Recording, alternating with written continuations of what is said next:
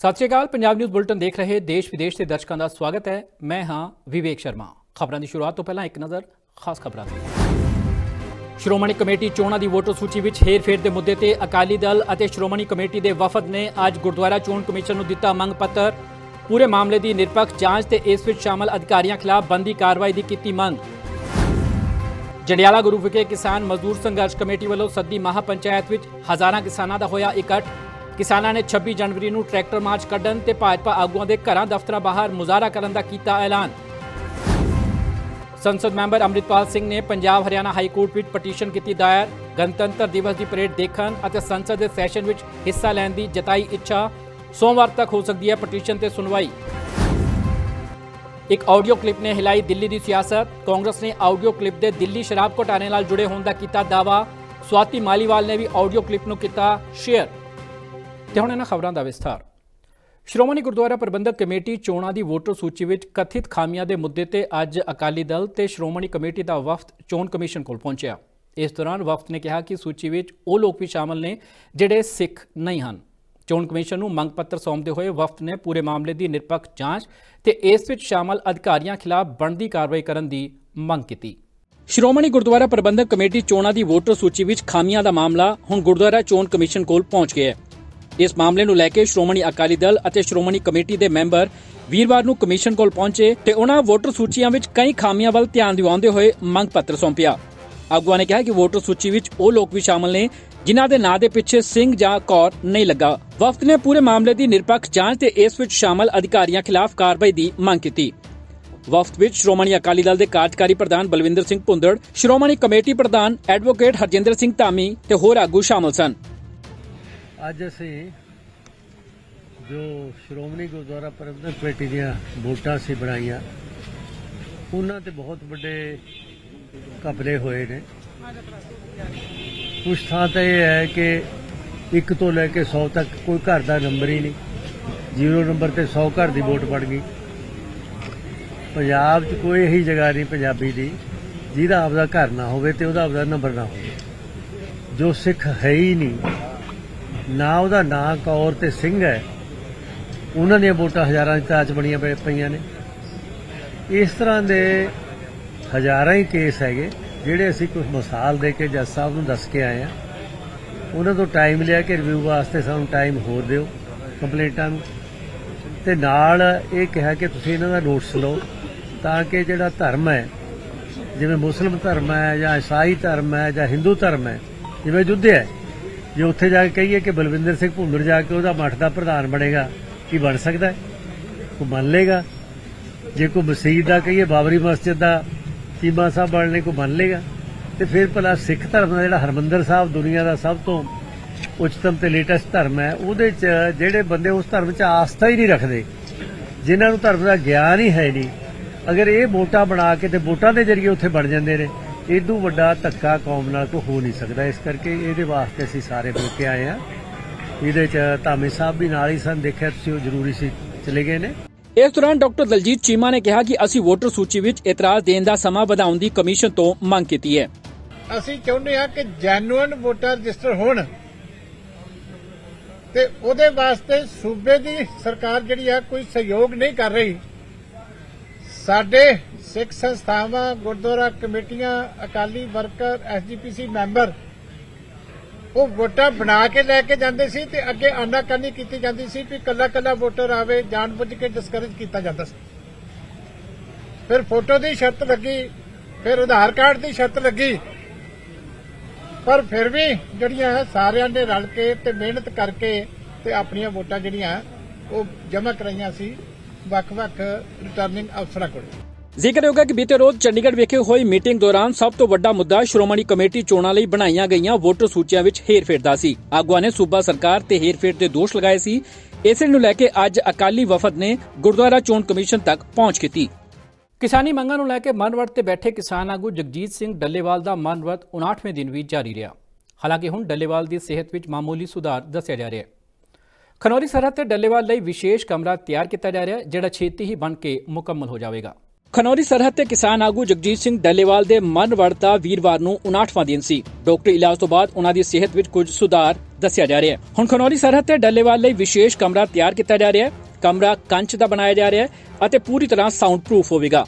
ਸੂਰਜ ਦੀ ਰੋਸ਼ਨੀ ਇਸ ਤੱਕ ਆਸਾਨੀ ਨਾਲ ਪਹੁੰਚ ਸਕੇਗੀ। ਕਮਰੇ ਦੇ ਨੇੜੇ ਬਾਥਰੂਮ ਅਤੇ ਹੋਰ ਸਹੂਲਤਾਂ ਵੀ ਹੋਣਗੀਆਂ। ਅੰਦਰ ਗਰਮ ਪਾਣੀ ਦਾ ਵੀ ਪ੍ਰਬੰਧ ਹੋਵੇਗਾ। ਇਸ ਨੂੰ ਬਣਾਉਣ ਵਿੱਚ 2 ਦਿਨ ਲੱਗ ਸਕਦੇ ਨੇ। ਜਦੋਂ ਤੱਕ ਇਹ ਬਣ ਨਹੀਂ ਜਾਂਦਾ ਉਦੋਂ ਤੱਕ ਆਧੁਨਿਕ ਸਹੂਲਤਾਂ ਨਾਲ ਲੈਸ ਟਰਾਲੀ ਵਿੱਚ ਡੱਲੇਵਾਲ ਰਹਿਣਗੇ। ਰਜਿੰਦਰਾ ਹਸਪਤਾਲ ਪਟਿਆਲਾ ਦੇ ਡਾਕਟਰਾਂ ਦੀ ਟੀਮ ਵੀ ਸ਼ਿਫਟਾਂ ਵਿੱਚ ਉੱਥੇ ਤਾਇਨਾਤ ਕੀਤੀ ਗਈ ਹੈ, ਜੋ ਉਹਨਾਂ ਦੀ ਹਾਲਤ ਤੇ ਨਜ਼ਰ ਰੱਖ ਰਹੀ ਹੈ। ਇਸ ਤੋਂ ਇਲਾਵਾ 26 ਜਨਵਰੀ ਨੂੰ ਕੱਢੇ ਜਾਣ ਵਾਲੇ ਟਰੈਕਟਰ ਮਾਰਚ ਦੀਆਂ ਤਿਆਰੀਆਂ ਵੀ ਪੰਜਾਬ ਸਮੇਤ ਸਾਰੇ ਸੂਬਿਆਂ ਵਿੱਚ ਜ਼ੋਰਾਂ ਸ਼ੋਰਾਂ ਨਾਲ ਚੱਲ ਰਹੀਆਂ ਨੇ। ਕਿਸਾਨਾਂ ਦਾ ਕਹਿਣਾ ਹੈ ਕਿ ਜਦੋਂ ਤੱਕ ਉਹਨਾਂ ਦੀਆਂ ਮੰਗਾਂ ਪੂਰੀਆਂ ਨਹੀਂ ਹੁੰਦੀਆਂ ਉਹਨਾਂ ਦਾ ਸੰਘਰਸ਼ ਜਾਰੀ ਰਹੇਗਾ। ਦੱਸ ਦਈਏ ਕਿ ਬੀਤੇ ਰੋਜ਼ ਡੱਲੇਵਾਲ ਨੂੰ ਸਟ੍ਰੈਚਰ ਤੇ ਟਰਾਲੀ ਚੋਂ ਬਾਹਰ ਕੱਢਿਆ ਗਿਆ ਸੀ। ਇਸ ਦੌਰਾਨ ਉਹਨਾਂ ਸਭ ਤੋਂ ਪਹਿਲਾਂ ਸ੍ਰੀ ਗੁਰੂ ਗ੍ਰੰਥ ਸਾਹਿਬ ਅੱਗੇ ਮੱਥਾ ਟੇਕਿਆ। ਇਸ ਤੋਂ ਬਾਅਦ ਕਿਸਾਨ ਆਗੂਆਂ, ਸੀਨੀਅਰ ਡਾਕਟਰਾਂ ਅਤੇ ਪ੍ਰਸ਼ਾਸਨਿਕ ਅਧਿਕਾਰੀਆਂ ਦੀ ਹਾਜ਼ਰੀ ਵਿੱਚ ਡੱਲੇਵਾਲ ਆਪਣੀ ਟਰਾਲੀ ਵਿੱਚ ਗਏ, ਜਿੱਥੇ ਉਹ 3 ਘੰਟੇ ਰੁਕੇ। ਬੀਤੇ ਰੋਜ਼ ਡੱਲੇਵਾਲ ਬਾਰੇ ਸੁਪਰੀਮ ਕੋਰਟ ਵਿੱਚ ਵੀ ਸੁਣਵਾਈ ਹੋਈ ਸੀ। ਪੰਜਾਬ ਸਰਕਾਰ ਨੇ ਡੱਲੇਵਾਲ ਦੀ ਮੈਡੀਕਲ ਰਿਪੋਰਟ ਪੇਸ਼ ਕਰਦਿਆਂ ਕਿਹਾ ਕਿ ਉਹ ਮੈਡੀਕਲ ਸਹੂਲਤਾਂ ਲੈ ਰਹੇ ਨੇ। ਡਾਕਟਰਾਂ ਦੀ ਟੀਮ ਉਹਨਾਂ ਦੀ ਨਿਗਰਾਨੀ ਕਰ ਰਹੀ ਹੈ। ਜੰਡਿਆਲਾ ਗੁਰੂ ਵਿਖੇ ਕਿਸਾਨ ਮਜ਼ਦੂਰ ਸੰਘਰਸ਼ ਕਮੇਟੀ ਵੱਲੋਂ ਮਹਾ ਪੰਚਾਇਤ ਕੀਤੀ ਗਈ। ਇਸ ਵਿੱਚ ਹਜ਼ਾਰਾਂ ਦੀ ਗਿਣਤੀ ਵਿੱਚ ਕਿਸਾਨ ਮਜ਼ਦੂਰ ਸ਼ਾਮਲ ਹੋਏ। ਇਸ ਦੌਰਾਨ ਕਿਸਾਨ ਆਗੂਆਂ ਨੇ ਕੇਂਦਰ ਸਰਕਾਰ ਤੇ ਕਾਰਪੋਰੇਟ ਘਰਾਣਿਆਂ ਤੇ ਨਿਸ਼ਾਨਾ ਸਾਧਿਆ। ਕਿਸਾਨ ਆਗੂਆਂ ਨੇ ਕਿਹਾ ਕਿ 26 ਜਨਵਰੀ ਨੂੰ ਟਰੈਕਟਰ ਮਾਰਚ ਦੇ ਨਾਲ ਪੂਰੇ ਦੇਸ਼ ਅੰਦਰ ਭਾਜਪਾ ਆਗੂਆਂ ਦੇ ਘਰਾਂ, ਦਫ਼ਤਰਾਂ ਬਾਹਰ ਵੀ ਪ੍ਰਦਰਸ਼ਨ ਕੀਤਾ ਜਾਵੇਗਾ। ਅੰਮ੍ਰਿਤਸਰ ਜ਼ਿਲ੍ਹੇ ਦੇ ਪਿੰਡ ਜੰਡਿਆਲਾ ਗੁਰੂ ਵਿਖੇ ਕਿਸਾਨ ਮਜ਼ਦੂਰ ਸੰਘਰਸ਼ ਕਮੇਟੀ ਵੱਲੋਂ ਵੀਰਵਾਰ ਨੂੰ ਵੱਡੀ ਮਹਾ ਪੰਚਾਇਤ ਕੀਤੀ ਗਈ। ਇਸ ਦੌਰਾਨ ਕਿਸਾਨ ਆਗੂਆਂ ਨੇ 26 ਜਨਵਰੀ ਨੂੰ ਵੱਡੇ ਪੱਧਰ ਤੇ ਧਰਨੇ ਦੇਣ ਦਾ ਐਲਾਨ ਕੀਤਾ। ਕਿਸਾਨ ਮਜ਼ਦੂਰ ਸੰਘਰਸ਼ ਕਮੇਟੀ ਦੇ ਸੂਬਾ ਜਨਰਲ ਸਕੱਤਰ ਸਰਵਨ ਸਿੰਘ ਪੰਧੇਰ ਨੇ ਦੱਸਿਆ ਕਿ 26 ਜਨਵਰੀ ਨੂੰ ਅੰਮ੍ਰਿਤਸਰ ਦੇ ਵੱਖ-ਵੱਖ ਮਾਲ, ਭਾਜਪਾ ਆਗੂਆਂ ਦੇ ਘਰਾਂ ਦੇ ਬਾਹਰ ਅਤੇ ਹੋਰ ਥਾਵਾਂ ਤੇ 1.5 ਘੰਟੇ ਤੱਕ ਰੋਸ ਪ੍ਰਦਰਸ਼ਨ ਕੀਤੇ ਜਾਣਗੇ।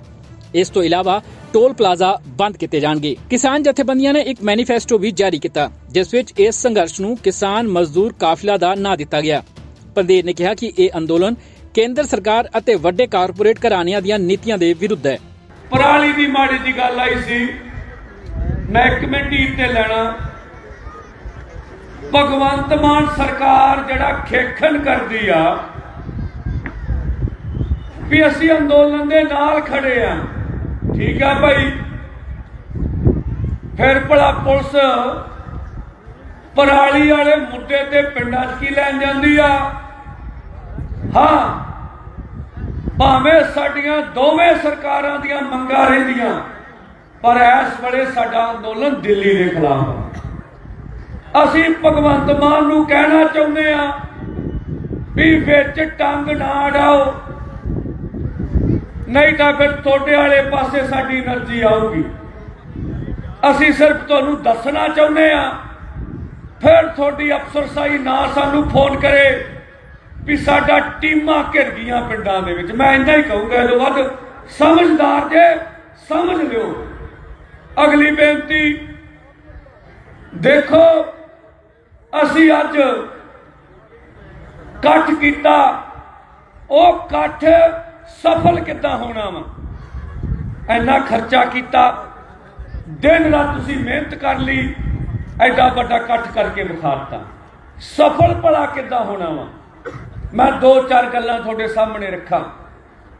ਇਹਦੀ ਸਫਲਤਾ, ਜਿਹੜਾ ਇੱਥੋਂ ਮੈਸੇਜ ਦੇਣਾ ਸੀ, ਜੇ ਤੁਸੀਂ ਲੈ ਕੇ ਜਾਂਦੇ ਹੋ, ਅਸੀਂ ਸਫਲ ਹੋ ਜਾਵਾਂਗੇ। 26 ਜਨਵਰੀ ਨੂੰ ਇਹ ਕਾਰਜ ਕੱਢ ਲਿਆ ਵੀ ਐਰਕੀ ਅਸੀਂ ਕਾਰਪੋਰੇਟ ਦੇ ਵੱਡੇ ਮਾਲਾਂ ਦੇ ਅੱਗੇ ਜਾਵਾਂਗੇ, ਵੱਡੇ ਮਾਲ ਜਿਹਦੇ ਵਿੱਚ ਰਿਲਾਇੰਸ ਇੰਡੀਆ ਤੇ ਵੱਡੀਆਂ ਬਹੁਤ ਕੰਪਨੀਆਂ ਹੋਣਗੀਆਂ।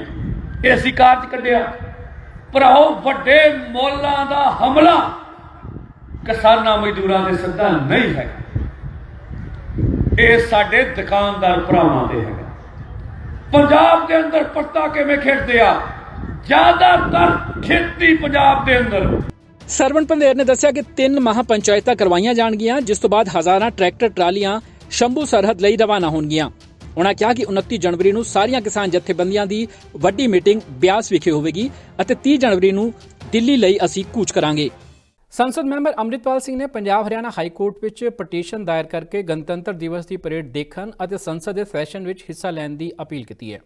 ਅੰਮ੍ਰਿਤਪਾਲ ਸਿੰਘ ਦੀ ਪਟੀਸ਼ਨ ਵਿੱਚ ਕਿਹਾ ਗਿਆ ਹੈ ਕਿ ਇਹ ਉਸ ਦਾ ਸੰਵਿਧਾਨਕ ਹੱਕ ਹੈ। ਕੌਮੀ ਮਹੱਤਵ ਵਾਲੇ ਇਹਨਾਂ ਪ੍ਰੋਗਰਾਮਾਂ ਵਿੱਚ ਉਸ ਦੀ ਹਾਜ਼ਰੀ ਲੋਕ ਹਿੱਤਾਂ ਵਿੱਚ ਹੈ। ਇਸ ਬਾਰੇ ਅੰਮ੍ਰਿਤਪਾਲ ਸਿੰਘ ਦੇ ਵਕੀਲਾਂ ਦਾ ਕਹਿਣਾ ਹੈ ਕਿ ਹਾਈ ਕੋਰਟ ਵਿੱਚ ਇਸ ਪਟੀਸ਼ਨ ਤੇ ਸੁਣਵਾਈ ਸੋਮਵਾਰ ਤੱਕ ਹੋ ਸਕਦੀ ਹੈ। ਖਡੂਰ ਸਾਹਿਬ ਲੋਕ ਸਭਾ ਸੀਟ ਤੋਂ ਸੰਸਦ ਮੈਂਬਰ ਅੰਮ੍ਰਿਤਪਾਲ ਸਿੰਘ ਨੇ ਪੰਜਾਬ ਹਰਿਆਣਾ ਹਾਈ ਕੋਰਟ ਵਿੱਚ ਪਟੀਸ਼ਨ ਦਾਇਰ ਕੀਤੀ ਹੈ। ਇਸ ਪਟੀਸ਼ਨ ਵਿੱਚ ਅੰਮ੍ਰਿਤਪਾਲ ਸਿੰਘ ਨੇ ਗਣਤੰਤਰ ਦਿਵਸ ਦੀ ਪਰੇਡ ਦੇਖਣ ਦੇ ਨਾਲ ਸੰਸਦ ਦੇ ਸੈਸ਼ਨ ਵਿੱਚ ਹਿੱਸਾ ਲੈਣ ਦੀ ਅਪੀਲ ਕੀਤੀ ਹੈ। ਅੰਮ੍ਰਿਤਪਾਲ ਸਿੰਘ ਨੇ ਦਲੀਲ ਦਿੱਤੀ ਹੈ ਕਿ ਗਣਤੰਤਰ ਦਿਵਸ ਅਤੇ ਸੰਸਦ ਦੇ ਸੈਸ਼ਨ ਵਿੱਚ ਉਸ ਦੀ ਸ਼ਮੂਲੀਅਤ ਨਿਆਂ ਅਤੇ ਬਰਾਬਰੀ ਦੇ ਹਿੱਤ ਵਿੱਚ ਹੈ। ਉਹਨਾਂ ਇਸ ਨੂੰ ਲੋਕਤੰਤਰੀ ਕਦਰਾਂ ਕੀਮਤਾਂ ਅਤੇ ਸੰਵਿਧਾਨ ਵਿੱਚ ਦਰਜ ਮੂਲ ਸਿਧਾਂਤਾਂ ਦਾ ਪ੍ਰਤੀਕ ਦੱਸਿਆ। ਨਾਲ ਹੀ ਕਿਹਾ ਕਿ ਕੌਮੀ ਮਹੱਤਵ ਵਾਲੇ ਇਹਨਾਂ ਪ੍ਰੋਗਰਾਮਾਂ ਵਿੱਚ ਉਸ ਦੀ ਹਾਜ਼ਰੀ ਲੋਕ ਹਿੱਤ ਦਾ ਵਿਸ਼ਾ ਹੈ। ਉਹਨਾਂ ਕਿਹਾ ਕਿ ਸੰਸਦ ਮੈਂਬਰ ਹੋਣ ਦੇ ਨਾਤੇ ਸੰਸਦ ਦੇ ਸੈਸ਼ਨ ਵਿੱਚ ਹਿੱਸਾ ਲੈਣਾ ਅਤੇ ਲੋਕ ਮੁੱਦਿਆਂ ਨੂੰ ਸੰਸਦ ਵਿੱਚ ਚੁੱਕਣਾ ਉਹਨਾਂ ਦਾ ਸੰਵਿਧਾਨਕ ਫਰਜ਼ ਹੈ। ਪਟੀਸ਼ਨ ਵਿੱਚ ਅੰਮ੍ਰਿਤਪਾਲ ਨੇ ਭਾਰਤ ਸਰਕਾਰ, ਪੰਜਾਬ ਸਰਕਾਰ ਅਤੇ ਹੋਰਾਂ ਨੂੰ ਧਿਰ ਬਣਾਇਆ। ਹਾਲਾਂਕਿ ਹਾਲੇ ਸੁਣਵਾਈ ਦੀ ਕੋਈ ਤਾਰੀਖ ਤੈਅ नहीं हुई है। इस संबंध में अमृतपाल सिंह के 2 वकीलों ने अपना पक्ष रखा। आज हमारी ओर से मानयोग पंजाब और हरियाणा हाईकोर्ट में भाई अमृतपाल सिंह जी के द्वारा एक पिटीशन दाखिल की गई, जिसमें भाई अमृतपाल सिंह जी को लोकसभा की कार्रवाई में भाग लेने के लिए एक पत्र प्राप्त हुआ था। उसके रिस्पॉन्स में उन्होंने डिस्ट्रिक्ट मजिस्ट्रेट अमृतसर को परमिशन के लिए लिखा था, लेकिन उसके ऊपर किसी प्रकार का कोई रिस्पॉन्स नहीं आया। उन सारी बातों को लेकर जो हमने एक हाईकोर्ट में पिटीशन दाखिल करी है, जिसमें हमारी बेसिक मुद्दे ये हैं कि हमें लोकसभा में जो खंडूर साहब हल्के की आवाज उठाने की परमिशन दी जाए, उसके साथ साथ जो हमें जो कंसर्न मिनिस्टर हैं उनको मिलने की आज्ञा दी जाए, तभी जो जाकर हम जो खंडूर साहब हल्के की डेवलपमेंट के काम वो करवा सके। इन सभी बातों को लेकर आज मानयोग पंजाब और हरियाणा हाईकोर्ट में पिटीशन दाखिल की गई है। उम्मीद है कि इसके ऊपर जो सोमवार तक सुनवाई हो जाएगी। भाई अमृतपाल सिंह ने डिब्रूगढ़ जेल तो जो स्पीकर साहब ने लोक सभा ਦੇ ਉਹਨਾਂ ਨੂੰ ਇੱਕ ਲੈਟਰ ਲਿਖੀ ਸੀ ਵੀ ਮੈਨੂੰ ਜੋ ਪਾਰਲੀਮੈਂਟ ਅਟੈਂਡ ਕਰਨ ਦਾ ਮੌਕਾ ਦਿੱਤਾ ਜਾਵੇ, ਇਸੇ ਦੇ ਵਿੱਚ ਹੀ ਜੋ ਰਜ਼ਾਮੰਦੀ ਹੈ ਖਡੂਰ ਸਾਹਿਬ ਦੇ ਵੋਟਰਸ ਦੀ। ਤਾਂ ਅੱਗੋਂ ਜੋ ਰਿਪਲਾਈ ਆਇਆ ਸੀ ਵੀ ਜੋ ਇਹ ਤੁਸੀਂ ਕੰਪੀਟੈਂਟ ਕੋਰਟ ਕੋਲੇ ਪਹੁੰਚ ਕਰੋ, ਜੋ ਸੈਕਟਰੀਏਟ ਹੈ ਜੋ ਸਪੀਕਰ ਸਾਹਿਬ ਦੀ ਉਹਨਾਂ ਕੋਲ ਪਾਵਰ ਨਹੀਂ ਹੈ ਜੋ ਉਹਨਾਂ ਨੂੰ ਅਲਾਉ ਕਰਨ ਦੀ, ਜੋ ਉੱਥੇ ਜਾਣ ਦੀ ਲੋਕ ਸਭਾ ਦੀ, ਤਾਂ ਕਿ ਤੁਸੀਂ ਕੋਰਟ ਤੋਂ। ਤਾਂ ਇਸੇ ਕਰਕੇ ਅਸੀਂ ਜੋ ਮਾਨਯੋਗ ਹਾਈ ਕੋਰਟ ਦਾ ਰੁਖ ਕੀਤਾ ਵੀ ਜੋ 19 ਲੱਖ ਵੋਟਰਸ ਨੇ ਖਡੂਰ ਸਾਹਿਬ ਸੀਟ ਦੇ, ਉਹਨਾਂ ਦੀ ਜਿਹੜਾ ਲੋਕ ਮਤ ਦਾ ਘਾਣ ਨਾ ਹੋਵੇ, ਡੈਮੋਕ੍ਰੇਸੀ ਬਹਾਲ ਰਹੇ ਤੇ ਭਾਈ ਅਮਰਿਤਪਾਲ ਸਿੰਘ ਦੀ ਜਿਹੜੀ ਸੀਟ ਆ ਉਹ ਵੇਕੈਂਟ ਨਾ ਹੋਵੇ। ਕਿਉਂਕਿ ਜੋ ਸਪੀਕਰ ਸਾਹਿਬ ਨੇ ਰਿਪਲਾਈ ਦਿੱਤਾ ਉਸ ਦੇ ਵਿੱਚ ਇਹ ਗੱਲ ਆਖੀ ਹੈ ਵੀ ਤੁਸੀਂ 46 ਦਿਨ ਜੋ ਸੈਸ਼ਨ ਦੇ ਤੁਸੀਂ ਐਬਸੈਂਟ ਰਹੇ ਹੋ, ਤੇ ਜੇ 60 ਦਿਨ ਬੰਦਾ ਲਗਾਤਾਰ ਐਬਸੈਂਟ ਰਵੇ ਸੈਸ਼ਨ ਦੇ ਵਿੱਚੋਂ, ਤਾਂ ਉਹਦੀ ਸੀਟ ਹੈ ਜੋ ਖਾਰਜ ਹੋ ਜਾਂਦੀ ਹੈ, ਮੈਂਬਰਸ਼ਿਪ ਰੱਦ ਹੋ ਜਾਂਦੀ ਹੈ। ਤਾਂ ਇਸੇ ਡੈਮੋਕ੍ਰੇਸੀ ਨੂੰ ਬਚਾਉਣ ਦੀ ਖਾਤਰ, ਲੋਕ ਮਤ ਨੂੰ ਬਚਾਉਣ ਦੀ ਖਾਤਰ ਅਸੀਂ ਜੋ ਇਹ ਮਾਨਯੋਗ ਹਾਈ ਕੋਰਟ ਦਾ ਰੁਖ ਕੀਤਾ। ਸੰਸਦ ਮੈਂਬਰ ਅੰਮ੍ਰਿਤਪਾਲ ਸਿੰਘ ਦੀ ਪਾਰਟੀ ਅਕਾਲੀ ਦਲ ਵਾਰਿਸ ਪੰਜਾਬ ਦੇ ਗਠਨ ਤੋਂ ਬਾਅਦ ਇਹ ਪਾਰਟੀ ਵੱਲੋਂ ਦਾਇਰ ਕੀਤੀ ਗਈ ਪਹਿਲੀ ਪਟੀਸ਼ਨ ਸੀ। ਫਿਲਹਾਲ ਇਸ ਪਟੀਸ਼ਨ ਤੇ ਅਦਾਲਤ ਕੀ ਫੈਸਲਾ ਲੈਂਦੀ ਹੈ, ਇਸ ਤੇ ਸਭ ਦੀਆਂ ਨਜ਼ਰਾਂ ਟਿਕੀਆਂ ਹੋਈਆਂ ਨੇ। ਇੱਕ ਆਡੀਓ ਕਲਿੱਪ ਨੇ ਅੱਜ ਦਿੱਲੀ ਦੀ ਸਿਆਸਤ ਨੂੰ ਹਿਲਾ ਕੇ ਰੱਖ ਦਿੱਤਾ ਹੈ। ਕਾਂਗਰਸ ਵੱਲੋਂ ਜਾਰੀ ਕੀਤੀ ਗਈ ਇਹ ਆਡੀਓ ਕਲਿੱਪ ਦਿੱਲੀ ਸ਼ਰਾਬ ਘੁਟਾਲੇ ਨਾਲ ਜੁੜੀ ਦੱਸੀ ਜਾ ਰਹੀ ਹੈ। ਕਾਂਗਰਸ ਨੇ ਦਾਅਵਾ ਕੀਤਾ ਹੈ ਕਿ ਇਸ ਵਿੱਚ ਮਨੀਸ਼ ਸਿਸੋਦੀਆ ਤੇ ਨਰੇਲਾ ਤੋਂ ਆਮ ਆਦਮੀ ਪਾਰਟੀ ਦੇ ਵਿਧਾਇਕ ਸ਼ਰਦ ਚੌਹਾਨ ਦੀ ਆਵਾਜ਼ ਹੈ। ਵੱਡੀ ਗੱਲ ਇਹ ਕਿ ਇਸ ਆਡੀਓ ਕਲਿੱਪ ਨੂੰ ਆਪ ਦੀ ਰਾਜ ਸਭਾ ਮੈਂਬਰ ਸਵਾਤੀ ਮਾਲੀਵਾਲ ਨੇ ਵੀ ਸ਼ੇਅਰ ਕੀਤਾ ਤੇ ਸੀਨੀਅਰ ਆਗੂਆਂ ਤੇ ਤੰਜ ਕੱਸਿਆ। ਦਿੱਲੀ ਦੀ ਸਿਆਸਤ ਵਿੱਚ ਇੱਕ ਫੋਨ ਰਿਕਾਰਡਿੰਗ ਦੀ ਵਾਇਰਲ ਕਲਿੱਪ ਨੇ ਭੁਚਾਲ ਲਿਆ ਦਿੱਤਾ ਹੈ। ਦਰਅਸਲ ਕਾਂਗਰਸ ਨੇ ਵੀਰਵਾਰ ਨੂੰ ਆਪ ਦੇ ਨਰੇਲਾ ਤੋਂ ਵਿਧਾਇਕ ਸ਼ਰਦ ਚੌਹਾਨ ਦੀ 1 ਮਿੰਟ 37 ਸੈਕਿੰਡ ਦੀ ਆਡੀਓ ਰਿਕਾਰਡਿੰਗ ਜਾਰੀ ਕੀਤੀ। ਕਾਂਗਰਸ ਦਾ ਦਾਅਵਾ ਹੈ ਕਿ ਰਿਕਾਰਡਿੰਗ ਵਿੱਚ ਨਰੇਲਾ ਦੇ ਵਿਧਾਇਕ ਮੰਨ ਰਹੇ ਨੇ ਕਿ ਆਪ ਨੇ ਸ਼ਰਾਬ ਨੀਤੀ ਰਾਹੀਂ ਪੈਸਾ ਇਕੱਠਾ ਕੀਤਾ ਹੈ। ਇਸ ਆਡੀਓ ਕਲਿੱਪ ਬਾਰੇ ਕਾਂਗਰਸ ਨੇਤਾ ਪਵਨ ਖੇੜਾ ਨੇ ਕਿਹਾ ਕਿ ਆਡੀਓ ਵਿੱਚ ਸ਼ਰਦ ਚੌਹਾਨ ਕਹਿ ਰਹੇ ਨੇ ਕਿ ਜਦੋਂ ਸ਼ਰਾਬ ਕਾਰੋਬਾਰੀ ਨਾਇਰ ਸ਼ਰਾਬ ਨੀਤੀ ਨੂੰ ਲੈ ਕੇ ਦਿੱਲੀ ਦੇ ਸਾਬਕਾ ਉਪ ਮੁੱਖ ਮੰਤਰੀ ਮਨੀਸ਼ ਸਿਸੋਦੀਆ ਕੋਲ ਗਏ ਤਾਂ ਸ਼ਰਦ ਨੇ ਉਹਨਾਂ ਨੂੰ ਅਜਿਹਾ ਕਰਨ ਤੋਂ ਰੋਕਿਆ ਸੀ। ਇਸ ਤੇ ਸਿਸੋਦੀਆ ਨੇ ਕਿਹਾ ਕਿ ਜੇਕਰ ਅਸੀਂ ਅਜਿਹਾ ਨਹੀਂ ਕਰਾਂਗੇ ਤਾਂ ਅਸੀਂ ਚੋਣ ਲੜਨ ਲਈ ਪੈਸੇ ਕਿੱਥੋਂ ਲਿਆਵਾਂਗੇ। ਵੱਡੀ ਗੱਲ ਹੈ ਕਿ ਇਹ ਆਡੀਓ ਕਲਿੱਪ ਕਾਂਗਰਸ ਦੇ ਨਾਲ ਆਪ ਦੀ ਰਾਜ ਸਭਾ ਮੈਂਬਰ ਸਵਾਤੀ ਮਾਲੀਵਾਲ ਨੇ ਵੀ ਸ਼ੇਅਰ ਕੀਤੀ ਹੈ ਤੇ ਪਾਰਟੀ ਦੇ ਸੀਨੀਅਰ ਆਗੂਆਂ ਤੇ ਤੰਜ ਕੱਸਿਆ। ਹੁਣ ਸੁਣੋ ਉਹ ਆਡੀਓ ਜਿਸ ਨੇ ਦਿੱਲੀ ਦੀ ਸਿਆਸਤ ਹਿਲਾ ਕੇ ਰੱਖ ਦਿੱਤੀ ਹੈ। आपको 10 लोगों को भेजा गया सर्वे करने। और कौन है ये लोग? 10 में कौन है? पार्टी के अरविंद जी के जो सबसे नजदीक रहते हैं, विभव, जस्मीन, नायर तो हर टाइम अभी साथ ही रहता है। जो दिल्ली में बदनामी अरविंद जी समझ नहीं पा रहे आज भी, जो दिल्ली में बदनाम हुए अरविंद जी, वो किसने करवाया? नायर ने करवाया, क्योंकि वो जो दारू की पॉलिसी लेके आया, नायर लेके आया पैसे के लिए।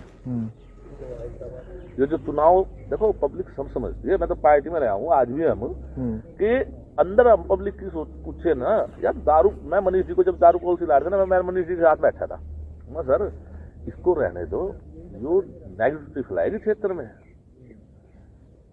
कह रहा है यार तुझे क्या पता, पार्टी को पैसे भी चाहिए होते हैं, कहाँ से आओगे, इतने स्टेटों में चुनाव है, कैसे लड़ोगे?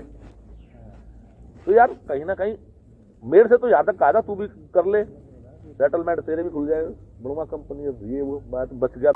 हम तो बना लिया था प्लान, बना लिया था मन्ना राजेश ने मिलकर कि भाई अब बना मैं तो बच गया। भगवान का शुक्र हुआ ना, हम भी आज जेल में होते दारू केस में। तो ये नायर ने एक पॉलिसी बनाई, ऐसे करके ऐसे ऐसे उस टाइम गुजरात चुनाव में लड़ा, पैसा तो इतना थोड़ी था। गोवा के हर चुनाव लड़ा उन्होंने पूरा, फिर पंजाब के लिए पैसा चाहिए था। पैसा कहाँ से था? पैसा तो सभी इन्हीं राष्ट्रों से आया था। चलो अब तो पंजाब से आ रहा है इनके पास लगाने के लिए, अब तो पंजाब से लाया जा रहा है। तो आपने ये सुना, ये नरेला के सिटिंग एमएलए हैं शरद चौहान, जो वार्ता कर रहे हैं किसी से और बता रहे हैं कि मनीष के साथ ये बैठे थे जब नायर शराब पॉलिसी लाया, उसके ऊपर चर्चा हुई और इन्होंने मनीष को कहा कि भाई ये मत करिए, ये क्षेत्र में बड़ी गड़बड़ हो जाएगी, हर क्षेत्र में ये शराब की दुकानें खुल जाएंगी।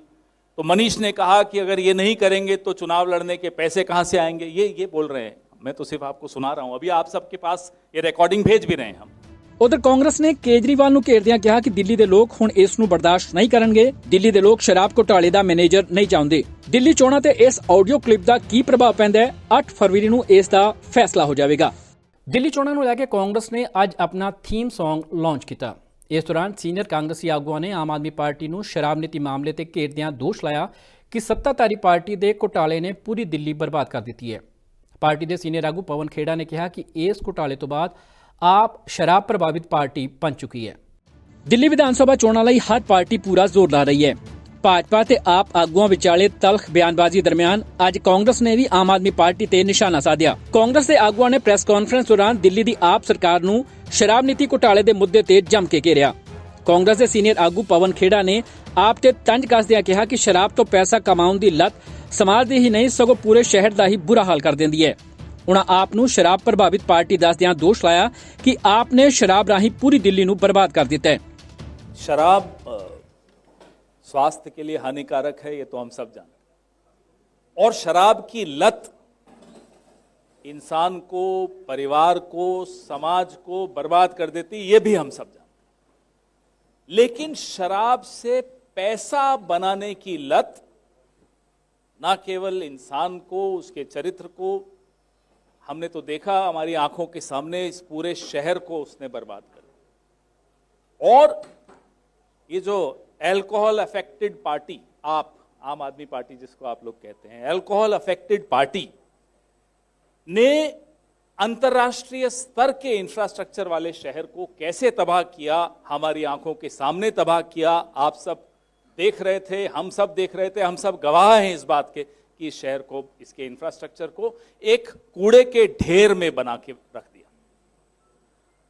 दिल्ली के शराब के ठेकों की जो दलाली, उसमें लिप्त शराब मंत्री का एक खुलासा, और हैरानी की बात है ये इसी पार्टी में हो सकता है कि जो शराब मंत्री था, जो शराब का मैनेजर था ठेके बांटने का, वही शिक्षा मंत्री था। ये किसी और पार्टी में संभव नहीं है। लेकिन जिस तरह से जो हम आज ऑडियो आपके सामने रखना चाह रहे हैं, सुनाना चाह रहे हैं, एक सिटिंग एमएलए, आम आदमी पार्टी का एक सिटिंग एमएलए खुलासा कर रहा है अपनी ही पार्टी के कैबिनेट के शराब मंत्री या शिक्षा मंत्री का, कि कैसे उन्होंने घोटाला किया। और वो जब ये नाम ले रहा है तो वो एक और एमएलए का भी, बादली एमएलए का भी नाम ले रहा है, जो सुनने में आ रहा है, अभी आपको सुनाते हैं हम। जिस तरह से एक बोतल पर एक बोतल फ्री, यही थी स्कीम, एक बोतल पर एक बोतल फ्री, ये पैसा दो, लाइसेंस लो, जो नीति ये लोग लाए, पूरी सरकार, पूरी इनकी पार्टी शराब के काले कारोबार में डूब गई।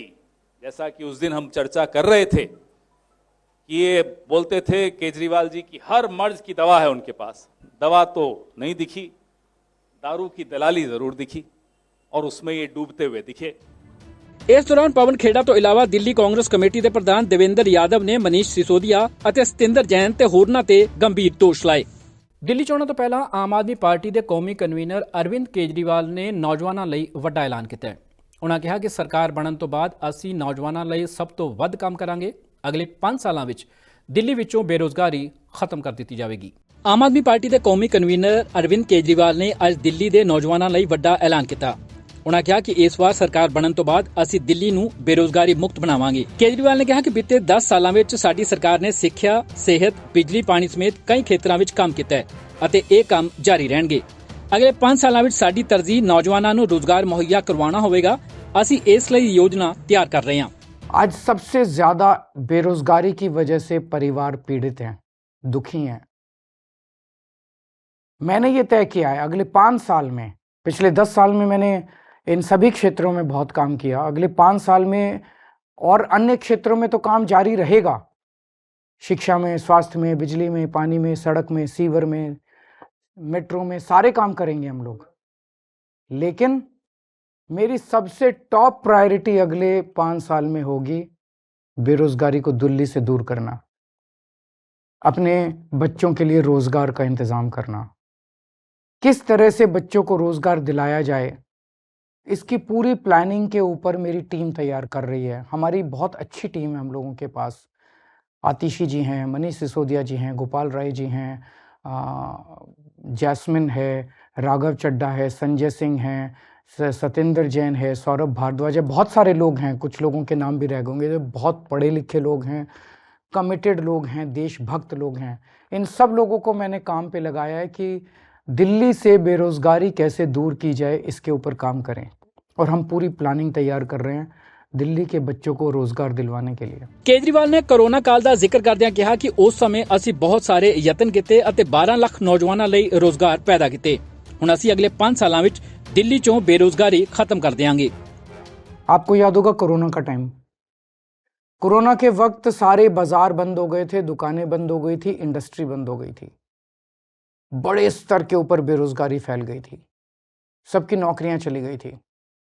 उस वक्त हम लोगों ने दिल्ली सरकार के माध्यम से कई सारे प्रयास करके 12 लाख बच्चों को रोजगार का इंतजाम किया था। आज पंजाब में हमारी सरकार है। पंजाब में मात्र 2 साल के अंदर हम 48,000 से ज़्यादा बच्चों को सरकारी नौकरी दे चुके हैं और 3 लाख से ज़्यादा बच्चों के लिए प्राइवेट में रोज़गार का इंतजाम कर चुके हैं। तो हमें रोज़गार देना आता है और हमारी नीयत भी साफ है। हमारे दिल में आपकी समस्या को लेके पीड़ा है, इसके ऊपर हम काम करेंगे, मिलके करेंगे। मैं अकेला नहीं कर सकता, मेरी टीम भी अकेले नहीं कर सकती।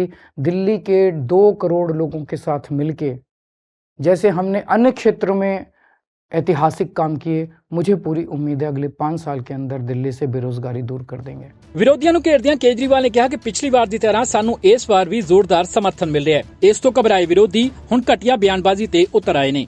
ਜਲੰਧਰ ਸ਼ਹਿਰ ਵਿੱਚ ਟ੍ਰੈਫਿਕ ਨਿਯਮਾਂ ਦੀ ਉਲੰਘਣਾ ਕਰਨ ਵਾਲਿਆਂ ਦੀ ਹੁਣ ਖੈਰ ਨਹੀਂ। 26 ਜਨਵਰੀ ਤੋਂ ਜਲੰਧਰ ਵਿੱਚ ਟ੍ਰੈਫਿਕ ਨੂੰ ਲੈ ਕੇ ਨਵੀਂ ਪ੍ਰਕਿਰਿਆ ਸ਼ੁਰੂ ਹੋਣ ਜਾ ਰਹੀ ਹੈ, ਜਿਸ ਤਹਿਤ ਚੰਡੀਗੜ੍ਹ ਦੀ ਤਰਜ਼ ਤੇ ਆਨਲਾਈਨ ਚਲਾਨ ਹੋਇਆ ਕਰਨਗੇ। ਇਸ ਨੂੰ ਲੈ ਕੇ ਤਿਆਰੀ ਮੁਕੰਮਲ ਹੋ ਚੁੱਕੀ ਹੈ। ਅਧਿਕਾਰੀਆਂ ਅਨੁਸਾਰ ਪੂਰੇ ਜਲੰਧਰ ਵਿੱਚ 1100 ਤੋਂ ਵੱਧ ਕੈਮਰੇ ਇੰਸਟਾਲ ਕੀਤੇ ਗਏ ਨੇ। ਇਸ ਸਿਸਟਮ ਦਾ ਪ੍ਰਯੋਗ ਐਮਰਜੈਂਸੀ ਵਿੱਚ ਬੇहद ਫਾਇਦੇਮੰਦ ਹੋਵੇਗਾ। ਚੰਡੀਗੜ੍ਹ ਦੀ ਤਰਜ਼ ਤੇ ਜਲੰਧਰ ਸਮੇਤ ਪੰਜਾਬ ਦੇ 4 ਵੱਡੇ ਸ਼ਹਿਰਾਂ ਵਿੱਚ 26 ਜਨਵਰੀ ਤੋਂ ਆਨਲਾਈਨ ਚਲਾਨ ਦੀ ਪ੍ਰਕਿਰਿਆ ਸ਼ੁਰੂ ਹੋ ਰਹੀ ਹੈ। ਇਹ ਯੋਜਨਾ ਸਮਾਰਟ ਸਿਟੀ ਮਿਸ਼ਨ ਦੇ ਤਹਿਤ ਆਰੰਭੀ ਜਾ ਰਹੀ ਹੈ। ਇਸ ਨੂੰ ਲੈ ਕੇ ਜਲੰਧਰ ਵਿੱਚ ਤਿਆਰੀਆਂ ਪੂਰੀਆਂ ਹੋ ਚੁੱਕੀਆਂ ਨੇ। ਇਸ ਪ੍ਰੋਜੈਕਟ ਬਾਰੇ ਨਗਰ ਨਿਗਮ ਦੇ ਐਸਸੀ ਰਾਹੁਲ ਗਗਨੇਜਾ ਨੇ ਦੱਸਿਆ ਕਿ ਜਲੰਧਰ ਵਿੱਚ ਕੁੱਲ 1100 ਕੈਮਰੇ ਇੰਸਟਾਲ ਕੀਤੇ ਗਏ ਨੇ, ਜਿਨ੍ਹਾਂ ਰਾਹੀਂ ਸ਼ਹਿਰ ਵਿੱਚ ਆਨਲਾइन ਚਲਾਨ ਹੋਣਗੇ ਤੇ ਵੱਖ-ਵੱਖ ਥਾਵਾਂ ਦੀ ਸਰਵਿਲਾਂਸ ਕੀਤੀ ਜਾਵੇਗੀ। स्मार्ट सिटी मिशन के तहत हमने ICCC बनाया गया है, जो कि पुलिस लाइन में सेटअप किया गया है। ICCC के अंदर हमने 1100 कैमरास लगाए हैं, जो कि पूरे शहर में लगाए गए हैं। इसका जो मेन पर्पस कैमरास का है वो है सर्वेलेंस और ट्रैफिक मैनेजमेंट सिस्टम्स का है। इसके अलावा कैमरास के अलावा भी हमने public address system, environmental sensors और इमरजेंसी कंट्रोल बॉक्सेस और विजुअल डिस्प्लेज भी लगाए गए हैं, जो कि ऑल ओवर सिटी में अलग अलग जगह पर सेटअप किए गए।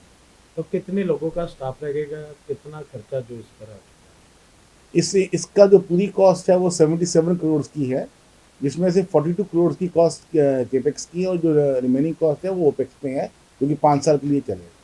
तो जो चलान होंगे वो कैसे लोगों तक पहुंचेंगे, उसके बारे में ये चलानी का सिस्टम पुलिस की तरफ से किया जाएगा और ई चलानी की जाएगी।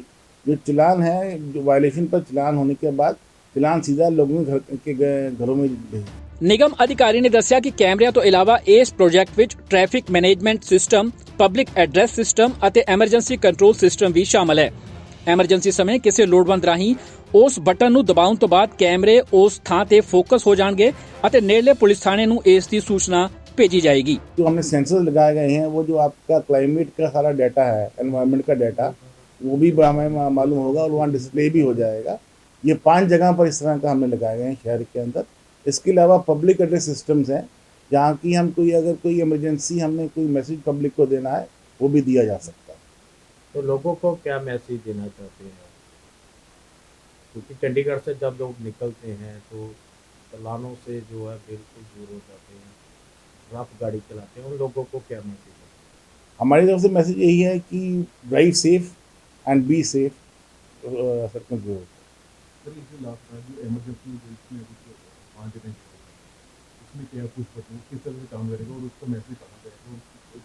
जो इमरजेंसी पुश बटन्स हैं, वो जब अगर कोई किसी को जरूरत पड़ती है, वो बटन प्रेस करने पर उसी जगह की सारी वीडियोस फोकस हो जाएंगी और वहीं का ही सारा जो रिकॉर्डिंग शुरू हो जाएगी। ਸਮਾਰਟ ਸਿਟੀ ਮਿਸ਼ਨ ਤਹਿਤ ਸ਼ੁਰੂ ਹੋਣ ਜਾ ਰਹੀ ਇਸ ਯੋਜਨਾ ਨੂੰ ਲੈ ਕੇ ਨਿਗਮ ਅਧਿਕਾਰੀ ਉਤਸ਼ਾਹਿਤ ਨਜ਼ਰ ਆ ਰਹੇ ਨੇ। ਦੱਸਿਆ ਜਾ ਰਿਹਾ ਕਿ ਇਸ ਨਾਲ ਟ੍ਰੈਫਿਕ ਨਿਯਮਾਂ ਦੀ ਪਾਲਣਾ ਨਾ ਕਰਨ ਵਾਲਿਆਂ ਤੇ ਨਕੇਲ ਕੱਸੀ ਜਾ ਸਕੇਗੀ। ਇਸ ਬੁਲਟਨ 'ਚ NI ਨਵੀਆਂ ਤੇ ਤਾਜ਼ਾ ਖਬਰਾਂ ਲੈ ਕੇ ਮੁੜ ਹਾਜ਼ਰ ਹੋਵਾਂਗੇ। ਫਿਲਹਾਲ ਦਿਓ ਇਜਾਜ਼ਤ। ਧੰਨਵਾਦ।